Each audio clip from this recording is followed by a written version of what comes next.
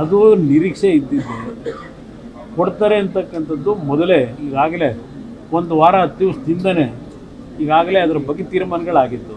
ಅದೇನು ನನಗೇನು ಆಶ್ಚರ್ಯ ಏನು ಮೂಡಿದೆ ರಾಜೀನಾಮೆ ಕೊಡ್ತಕ್ಕಂಥ, ಇದೇನು ಆಶ್ಚರ್ಯವೂ ಇಲ್ಲ ನನಗೆ ಆ ವಿಷಯದಲ್ಲಿ. ಸರ್ಕಾರಕ್ಕೆ ಮೊದಲ ಸೋಲು ಸರ್ ಅದು ಅವ್ರು ಮಾಡ್ಕೊಂಡವ್ರು ನನಗೇನು ಮಾಡಲಿ.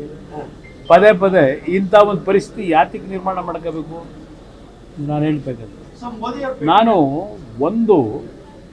ಇವತ್ತು ಬೆಳಗ್ಗೆ ಇಲ್ಲೇ ನಡೀತಾ ಇದೆಯಲ್ಲ ನಮ್ಮ KPSC ಕರ್ಮಕಾಂಡಗಳು, ಇವರಿಗೆ ನಾನು ಪ್ರಿಯಾಂಕಾ ಖರ್ಗೆ ಅವ್ರಿಗೆ ಕೇಳ್ತೀನಿ. ನಾನು ಇವತ್ತೇನು ಬೆಳಗ್ಗೆ ಹೇಳಿದ್ದೀನಿ ಮಾಧ್ಯಮದ ಸ್ನೇಹಿತರ ಮುಂದೆ, KPSCನಲ್ಲಿ 2022 ಯಾವ ಒಂದು ಇವರೇ ಮಂತ್ರಿ ಇದ್ರಾಗ ನಮ್ಮ rural development minister, rural development water supply, ಆ ಟೈಮ್ನಲ್ಲಿ ಅಸಿಸ್ಟೆಂಟ್ ಎಕ್ಸಿಕ್ಯೂಟಿವ್ ಇಂಜಿನಿಯರ್ ಸೆಲೆಕ್ಷನ್ ಮಾಡ್ತಕ್ಕಂಥದ್ದಕ್ಕೆ 2022ರಲ್ಲಿ ಒಂದು ನೋಟಿಫಿಕೇಷನ್ ಇಶ್ಯೂ ಆಗಿತ್ತು. BJP ಸರ್ಕಾರ ಇತ್ತು.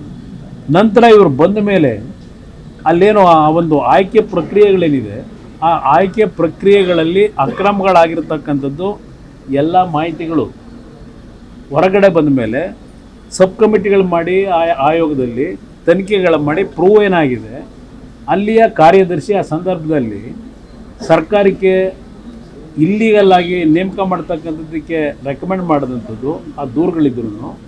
ಇದೆಲ್ಲವನ್ನು ನಮ್ಮ ಹೈಕೋರ್ಟ್ನಲ್ಲಿರ್ಬೋದು KIT ಮೇಲೆ ಹೋದಾಗ ಯಾತಕ್ಕೆ ಸರ್ಕಾರ ವಕೀಲರನ್ನ ಕಳಿಸಿ ಅಬ್ಜೆಕ್ಷನ್ ಹಾಕಲಿಲ್ಲ ಅಲ್ಲಿ ಅವ್ರಿಗೆ ಕೇಳಲಿಕ್ಕೆ ಬಯಸ್ತೀನಿ. ಖರ್ಗೆ ಪ್ರಿಯಾಂಕಾ ಖರ್ಗೆ ಅವರಿಗೆ ಯಾತಕ್ಕೆ ಅಬ್ಜೆಕ್ಷನ್ ಹಾಕಲಿಲ್ಲ, FIR ಹಾಕಿಲ್ಲ ಅಂತ ಹೇಳಿದ್ದಾರೆ ಇವತ್ತು. ಮತ್ತೆ ನಾನು ಹೇಳಿದ ಮೇಲೆ FIR ಯಾಕೆ ಹಾಕಲಿಲ್ಲ, ಎಷ್ಟಕ್ಕೆ FIR ಹಾಕಿದ್ರಿ, ಯಾವ ಕೆಲಸಕ್ಕೆ? ದಿನ ಬೆಳಗ್ಗೆ ಎದ್ದು ಮಾತಾಡ್ತಿರಲ್ಲ, ಏನೋ ಹೇಳಿದ್ದಾರೆ ಈಗ.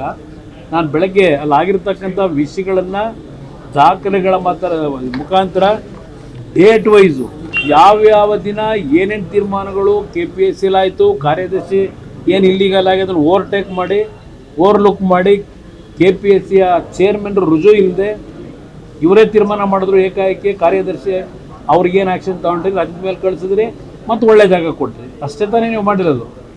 FIR ಹಾಕಿಲ್ಲ ಅಂತ ಹೇಳ್ತೀರಿ, ಯಾಕೆ ಹಾಕಲಿ FIRನ? ಯಾವ ಕಾರಣಕ್ಕೆ FIR ಹಾಕಲಿಲ್ಲ ಆ ವಿಷಯದಲ್ಲಿ? ವರದಿ ಬಂದಿಲ್ಲ, FIR ಹಾಕಿಲ್ಲ ನಾನು ಅದಕ್ಕೆ ಅಂತ ಹೇಳ್ತೀರಿ. ಸಿಕ್ಕಿದ್ದಕ್ಕೆಲ್ಲ FIR ಹಾಕ್ತಿರಲ್ಲಪ್ಪ. ಊರ್ನವರೆಲ್ಲ ಎಲ್ಲೆಲ್ಲಿಂದ ಕರೆಸ್ಕೊಂಡು ನಿಮಗೆ ಬೇಕಾದಾಗ ಮ್ಯಾನಿಪುಲೇಟ್ ಮಾಡಲಿಕ್ಕೆ FIR ಹಾಕ್ತಿರಲ್ಲ. ಇದಕ್ಕೆ ಯಾಕೆ ಹಾಕಲಿಲ್ಲ? ದೂರ ಬಂದ ಮೇಲೂ ಪ್ರೂವ್ ಆಗಿದೆ. ಬಹುಶಃ ಇವತ್ತು ಆ ಇಲಾಖೆಯಿಂದ ಗೃಹ ಇಲಾಖೆಗೆ ಇವರು ಖಾತೆ ಮರು ಹೊಂದಾಣಿಕೆ ಮಾಡ್ಕೊಳ್ಳಿಕ್ಕೆ ಮರುವಂಚಿಕೆ ಆದಾಗ ಅವರ ಹಿಂದೆ ಇದ್ದಂಥ ಇಲಾಖೆಯಿಂದ ಗೃಹ ಇಲಾಖೆಯನ್ನು ಪಡೆದಿರ್ತಕ್ಕಂಥದ್ದು ಬಹುಶಃ ಆ ಒಂದು ಹಗರಣವನ್ನು ಮುಚ್ಚಾಕೊಳ್ಳಿಕ್ಕಿರ್ಬೇಕು. ಇವರು KPSC ಹಗರಣ ಮುಚ್ಚಾಕೊಳ್ಳಿಕ್ಕೆ ಇವರ ಇಲಾಖೆಯಲ್ಲಿ ಇಂಜಿನಿಯರ್ಗಳನ್ನ ಸೆಲೆಕ್ಟ್ ಮಾಡೋದ್ರಲ್ಲ, ಆ ಒಂದು ಅಕ್ರಮವನ್ನು ಮುಚ್ಚಾಕೊಳ್ಳಿಕ್ಕೆ ಇವತ್ತು ಗೃಹ ಇಲಾಖೆ ತಗೊಂಡಿದ್ದೀರಾ? ಏನು ನನ್ನ ಕಾಲದಲ್ಲಿ ಯಾವ ಇದಕ್ಕೂ ನಾನು ಆಸ್ಪದ ಕೊಡಲ್ಲ, ಪಾರದರ್ಶಕತೆ ಎಲ್ಲಿ ಹೇಳಿದಿರಲ್ಲಪ್ಪ. ಇವತ್ತು ನಿನ್ನೆ ಹೈಕೋರ್ಟಲ್ಲಿ ಏನು ಚಾಟಿ ಬೀಸವ್ರೆ? 3 ತಿಂಗಳಾಗಿದೆಯಲ್ಲಪ್ಪ ಗೃಹ ಇಲಾಖೆ ಸಚಿವರಾಗಿ. ದಿನ ಬೆಳಗ್ಗೆ ಇದ್ದರೆ ಎಲ್ಲರೂ ಬೈಕಂಡು ತಿರುಗ್ತಿರಲ್ಲ, ಎಲ್ಲದಕ್ಕೂ ನಿಮ್ಮದೇ ಬಾಯಿ ತೋರಿಸ್ತಿರಲ್ಲ.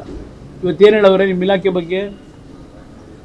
ಯಾರೋ ಒಬ್ಬ ಪಾಪ ರಿಕ್ವೆಸ್ಟ್ ಮಾಡ್ತಾರೆ ವಕೀಲರು, ಸರ್ ನೆನ್ನೆ ಮೊನ್ನೆ ಅಪಾಯಿಂಟ್ ಆದವರು ಅವರು ಇನ್ಸ್ಪೆಕ್ಟ್ರು, ದಯವಿಟ್ಟು ಬೇಡ, ಅವ್ರ ಜೀವನಕ್ಕೆ ಹಾಳಾಗ್ಬಿಡ್ತದೆ, ಅವರು ಇನ್ನೂ 40 ವರ್ಷ ಕೆಲಸದಲ್ಲಿ ಇರಬೇಕು ಅಂತ ರಿಕ್ವೆಸ್ಟ್ ಮಾಡಿದ್ಮೇಲೆ ಅಲ್ಲೇನು ಹೇಳಿದ್ದಾರೆ ನ್ಯಾಯಮೂರ್ತಿಗಳು?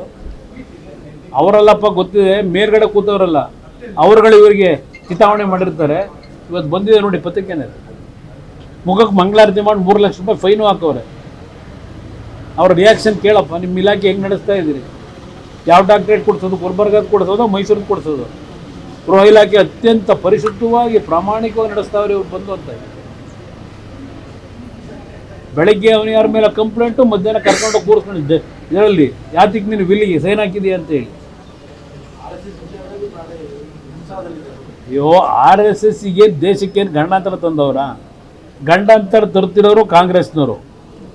ಮೊದಲು ನಿಮ್ಮ ಸರಿ ಮಾಡ್ಕೊಳ್ಳಿ. RSS ಇಂದೇನು ಗಂಡ? ಹೌದು, ನಾನು ಹಲವಾರು ಬಾರಿ ಟೀಕೆ ಮಾಡಿದ್ರೆ ಪಾಪ ಹೇಳಿದ್ದಾರೆ ಸಿದ್ಧಾಂತ. ಇವ್ರ ಸಿದ್ಧಾಂತ ನಾನು ಕಾಣದೇ ಇರೋದಾ? ಇಲ್ಲಿವರೆಗೆ DMK ಅವ್ರ ಜೊತೆ ಸಂಬಂಧ ಬೆಳೆಸಿ ಚಕ್ಕಂದ ಆಡ್ಕೊಂಡು ಅವ್ರ ಜೊತೆಯಲ್ಲಿ ಈಗ ಅಲ್ಲೋಗಿಲ್ವೇನಪ್ಪ ಯಾವುದೋ TVK ಪಾರ್ಟಿ ಜೊತೆಲಿ? ಓ, ನಿಮ್ಮದು ಮಹಾನ್ ದೊಡ್ಡ ಸಿದ್ಧಾಂತ, ನಮ್ಮ ಸಿದ್ಧಾಂತ ಪ್ರಶ್ನೆ ಮಾಡ್ತೀರಾ?